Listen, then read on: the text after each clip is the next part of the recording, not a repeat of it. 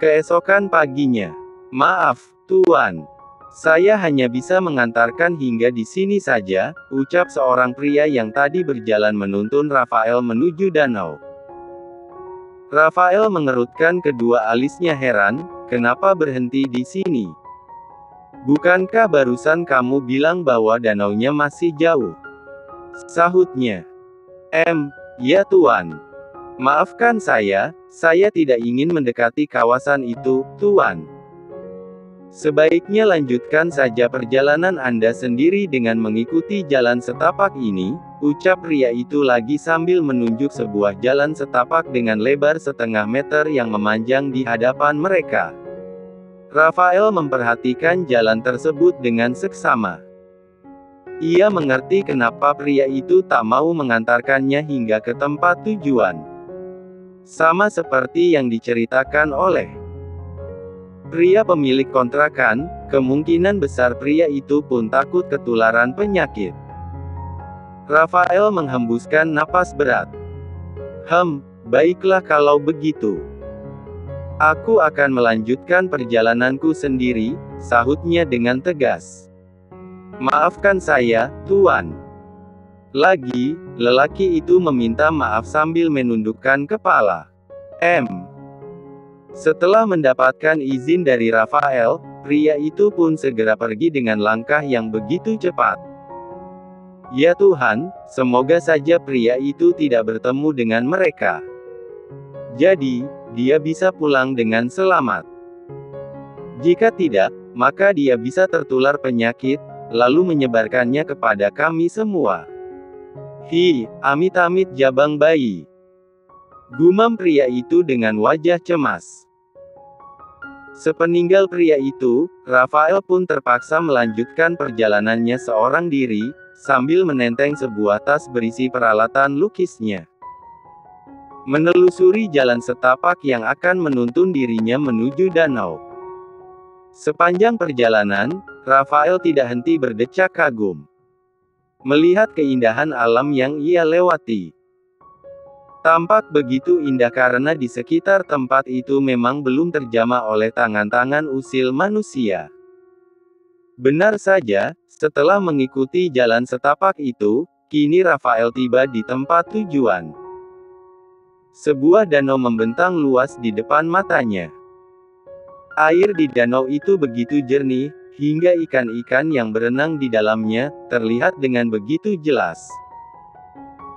Rafael tersenyum puas sebab pemandangan di sekitar danau itu ternyata jauh lebih indah dan lebih nyaman dibanding fotonya. Tidak sia-sia aku jauh-jauh datang ke sini, gumam pria tampan itu. Ia terdiam sesaat di sana sambil memperhatikan keindahan alam sekitarnya.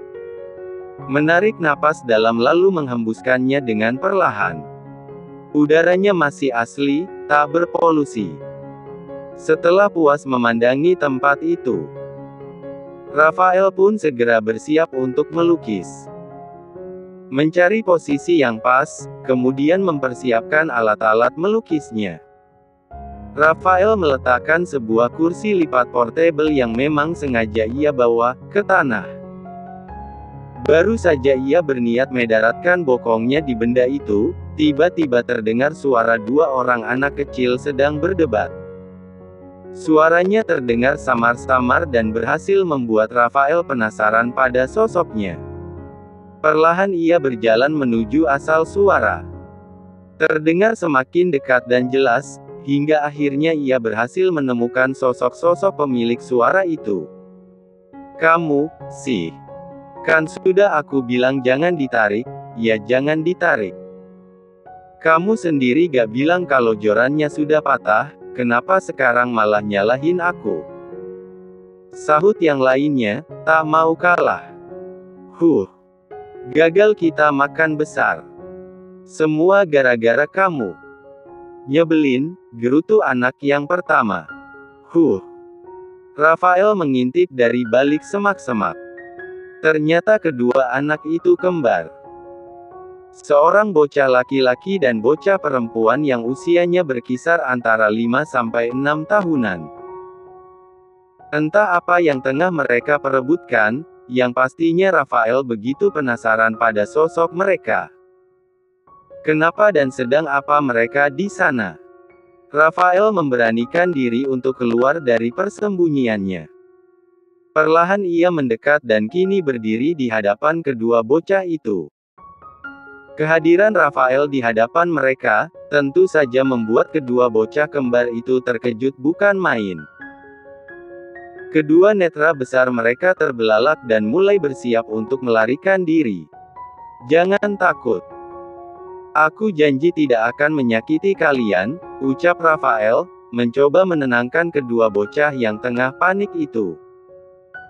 "Ayo, Mara, kita pergi," ajak si bocah laki-laki. Menarik tangan saudara kembarnya, yang tengah terpaku menatap Rafael. Namun, sayangnya si bocah perempuan sama sekali tak merespon. Ia mematung dengan sorotan tajam menatap Rafael. "Please, jangan takut. Aku tidak akan menyakiti kalian." Rafael mundur beberapa langkah ke belakang dan berhasil membuat bocah laki-laki itu menghentikan aksinya. "Om siapa? Apa Om akan memukul kami juga sama seperti yang lainnya?" tanya si bocah perempuan. Rafael menggelengkan kepalanya dengan cepat. "Tidak. Tentu saja tidak. Om tidak akan menyakiti kalian. Lagi pula, kenapa Om harus memukul kalian? Kalian kan tidak melakukan apa-apa," sahut Rafael sambil mengulas senyum ramah. "Sepertinya Om ini baik, Mar," bisik bocah perempuan itu ke samping telinga bocah laki-laki. Sangat pelan, tetapi Rafael tahu apa yang tengah dibicarakan oleh bocah perempuan itu pada saudara kembarnya. "Hush, jangan dipercaya. Dia pasti sama saja dengan yang lainnya," sahut si bocah laki-laki. Kembali menarik tangan bocah perempuan itu. "Sebenarnya apa yang kalian lakukan di sini dan di mana orang tua kalian?" tanya Rafael penasaran sebab di sepanjang perjalanan, hanya hutan yang ia lewati. Tak tampak satu rumah pun di sana. "Kami sedang memancing ikan, Om, tapi sayang ikannya lepas," sahut si bocah perempuan. Terlihat jelas kekecewaan di raut wajah cantiknya. Ya, bocah perempuan itu memiliki paras yang sangat cantik. Rambutnya tebal, hitam dan panjang serta memiliki kulit yang putih bersih.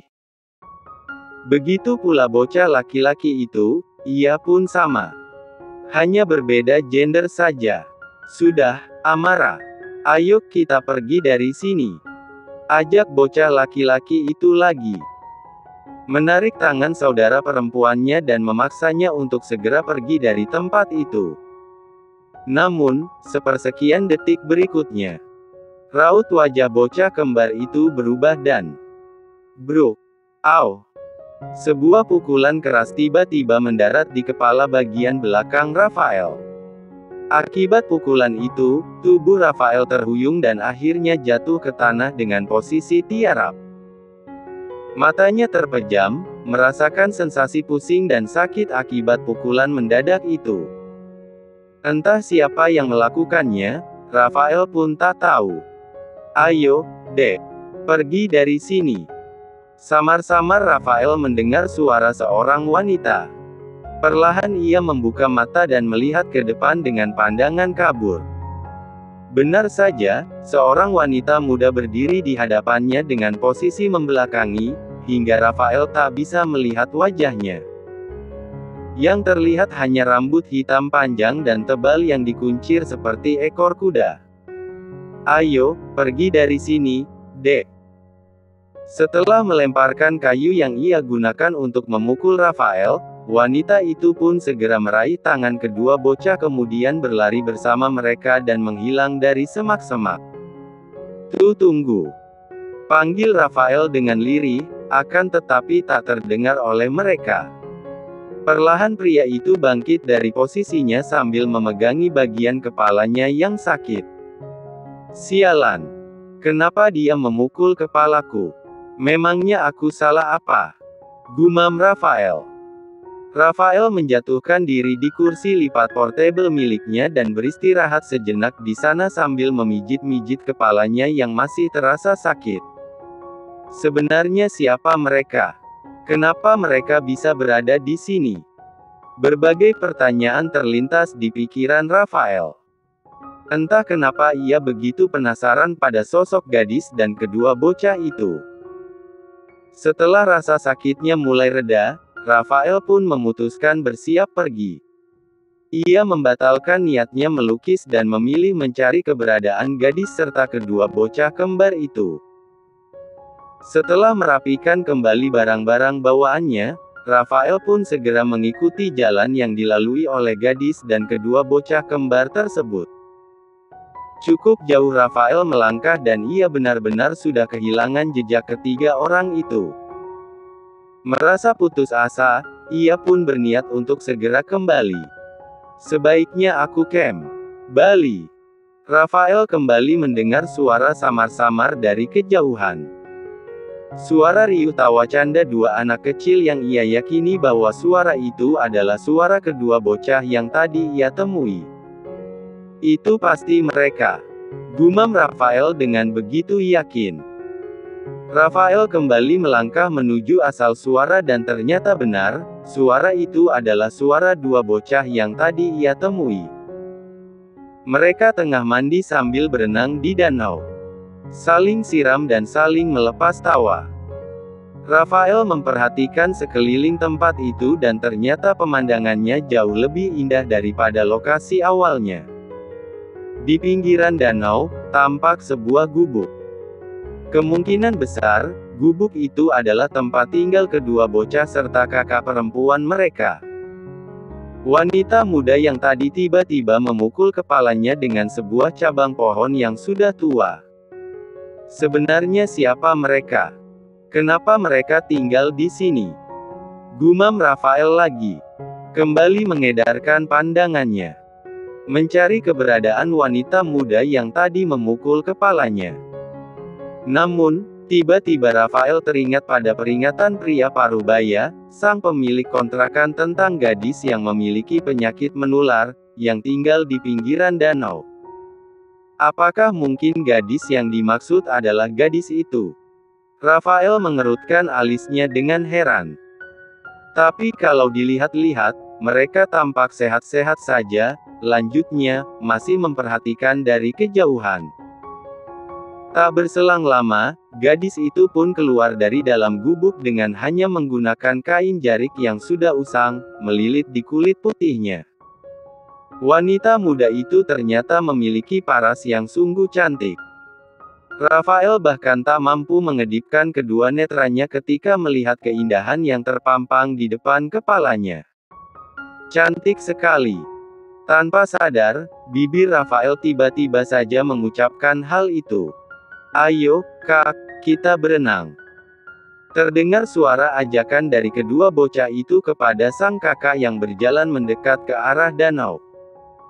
Biur. Wanita muda itu pun ikut terjun dan berenang di danau bersama kedua adiknya. Kak, ayo kejar aku kalau bisa. Amar, jangan jauh-jauh. Nanti kakimu kram lagi, sahut wanita muda itu dengan setengah berteriak. Tetapi bocah laki-laki itu sama sekali tak menggubris. Ia terus saja berenang ke tengah danau, tanpa peduli peringatan dari sang kakak. Amar, dengerin kata kakak. Lagi. Wanita muda itu berteriak mengingatkan dan kali ini ia benar-benar serius. Takut terjadi sesuatu yang tidak diinginkan kepada adik laki-lakinya itu. Bocah itu masih tak menggubris, hingga yang dikhawatirkan pun kembali terjadi. Kaki bocah laki-laki itu mendadak kram dan tak bisa digerakkan karena kelelahan. Ia menggelepak meminta tolong dan tanpa pikir panjang, wanita muda itu pun bergegas berenang ke arah adik laki-lakinya. Amar, bertahanlah. Teriak bocah perempuan dengan harap-harap cemas dan hanya bisa memperhatikan dari kejauhan.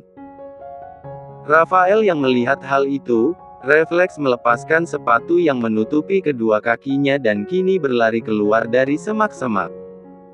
Ia tak peduli, meskipun kehadirannya di tempat itu sama sekali tidak diinginkan oleh mereka. Biur. Tubuh Rafael meluncur masuk ke dalam danau dengan begitu cepat.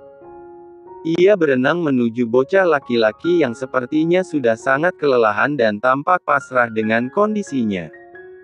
Hingga dapat